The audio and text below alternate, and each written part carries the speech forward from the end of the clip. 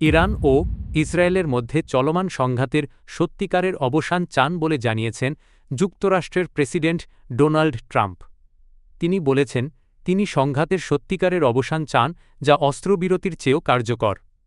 তবে তিনি এটিও স্বীকার করেছেন যে আলোচনার প্রচেষ্টা পুরোপুরি পরিত্যাগ করাও একটি বিকল্প হতে পারে।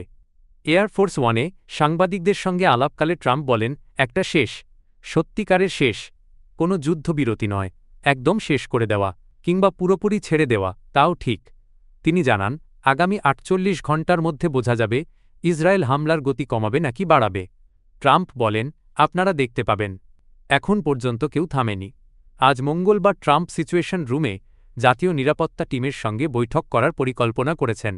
যুক্তরাষ্ট্র যদি সামরিকভাবে সংঘাতে জড়ায়, তাহলে ইরানের পারমাণবিক কর্মসূচি ধ্বংস নিশ্চিত হবে কিনা এমন প্রশ্নের জবাবে প্রেসিডেন্ট ট্রাম্প বলেন, আমি আশা করি তার আগেই তাদের কর্মসূচি ধ্বংস হয়ে যাবে। ইরানকে পারমাণবিক অস্ত্র অধিকারী হতে দেওয়া হবে না। তেহরান থেকে লোকজন সরানোর আহ্বান প্রসঙ্গে ট্রাম্প বলেন, এটি কোনো নির্দিষ্ট হুমকির কারণে নয়, বরং পরিস্থিতি বিবেচনায় মানুষের নিরাপত্তার জন্যই। তিনি বলেন, আমি শুধু চাই মানুষ নিরাপদে থাকুক, যে কোনো কিছু ঘটতে পারে, তাই নিরাপদ থাকাই ভালো।